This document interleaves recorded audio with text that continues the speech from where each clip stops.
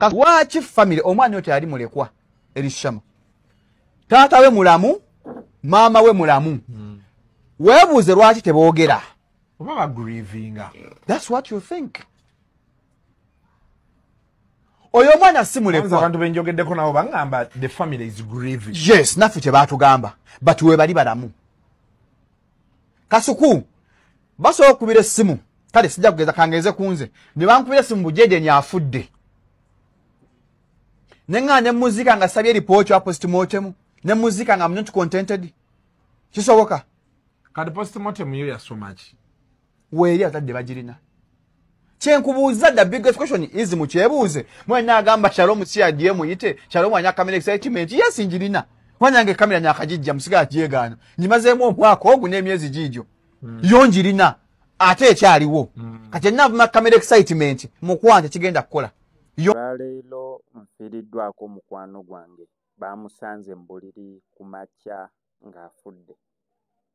Kitalo nnyo kitalo ddala abadde mukwano gwange actually n'olunaku olw'eggulo yayiseeko wenkolera ekiro ssaawa nga 2 nga ndi kumpi kunnyoka n'ambuuzaako era n'agenda ne bamusanze mbuliri ku makya g'olunaku olwaleero ng'afudde.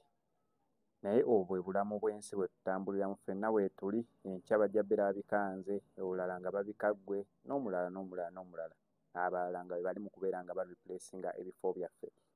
So tukyagendera ddala mu maaso n'ensonga ya Elishama. Abantu bakyebuuza ebibuuzo naddala ku katambi. 2 abantu bakyebuuza ebibuuzo Shalom ebintu yabijjawa.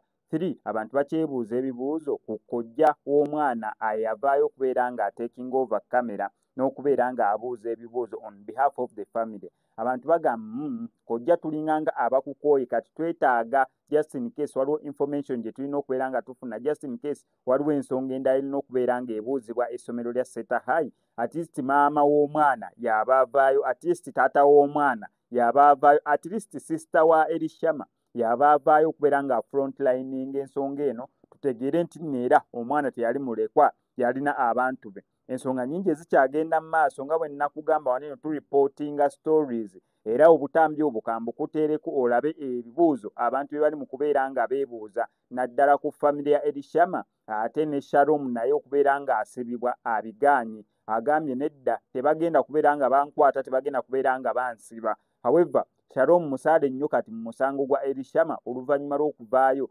n'ategeeza ezimu ku details twalabye nga ntuufu ez'okubeera nti omwana yali yeetugisa akatimba ka nsiri instead of essuuka kojja omwana gye yatugamba mbu gye basooka obbagamba nti omwana gye yeetugisa. Obutambi bwonna kambukutereko osobola okubeera ng'obulabako naye nga sinnabeera nga mbukuterako kankusaba subscribe nga nuko SMX Media tojja kubeera ng'omising updates naddala nga zino. Still nuko SMX Media tusaba bulungi nnyo okulangira bizinensi yo tukulirako obukubizi ku ennamba y'essimu ebisigadde n'obitulekera. Lwaki family omwana oyo teyali mulekwa Elishama? Taata we mulamu, mama we mulamu. Weebuuze lwaki teboogera? Oba grieving. That's what you think. Oyo mwana si mulekwa. Abantu benjogeddeko nabo bangamba the family is grieving. Yes, naffe kye baatugamba. But we bali balamu. Kasuku basobola okubira essimu. Kale sijja kugeza kangeze kunze. Ne bankubira essimu bujeje nyafudde. Nenga ne muzika nga sabye report ya postmortem. Ne muzika nga not contented. Kisoboka. Kadi postmortem yo ya so much. Weeri atadde bagirina. Kyenkubuuza the biggest question is mukyebuuze. Mwena agamba Shalom si agiye muyite. Shalom anya camera excitement. Yes njirina. Wanyange kamera nyakajijja musiga ajegaana. Nyimazeemu omwaka ogwo n'emyezi gijo. Yonjirina ate ekyaliwo.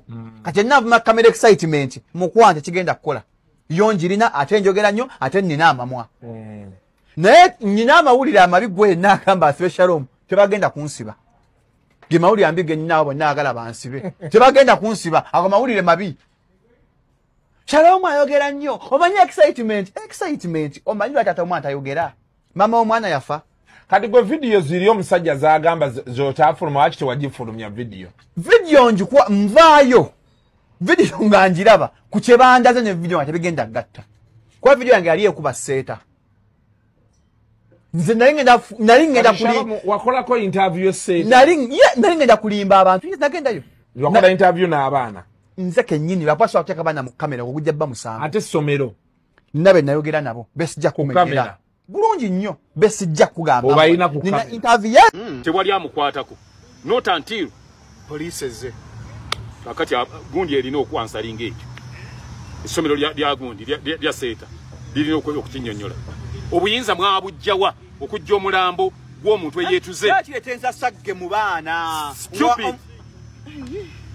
okwetuga olwedde kyali kiretensa sagge kike wali okyakomyawo mu kujjawo omwana abaana bakyayagala bwawo we yeetugira mulina okunnyonnyola lwaki mwapakuka okujja omulambo w'omwana we yeetugira okujjako nga naawe oli omukubo anti mpulira okiwagira bulala baali mukyaliretensa sagge nanti nze kyebannyonnyola baŋŋamba baani abaakunnyonnyola ekyagisaawo omulambo oguma nga maze okwetuga ereme kuleeta bana kusasamala abalala simonali kuŋŋaanira kyemugamba nti abaana tebamanyanga ndi waliwo omwana eyeetuga kati kiki mwaziiza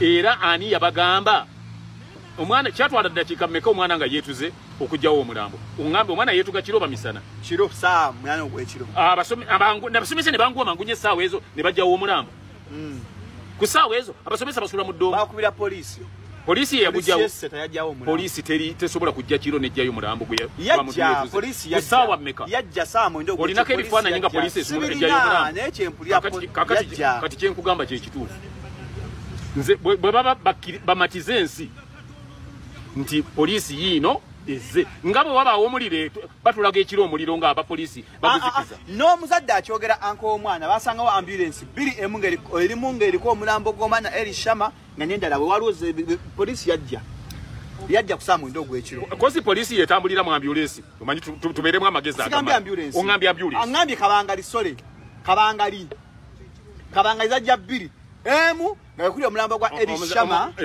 endala nga nayo weeri ne Dr. Muyingo yaliwo ku ssomero saa 9 ogw'ekiro essaawa 9 Muyingo naye asulaawo asula mukono namako asula ku campus endala yajja kuyawa ennama eri jeta mukono campus nandi mu campus za mirundi eri nga agende Lugazi bayitawo nga agende namawujjo embalala wasula wali amakage omwana yeetuga ssaawa mmeka omwana mukwate simanyi yeetuga saa 8 Muyingo n'atuukawo mmeka yatuukawo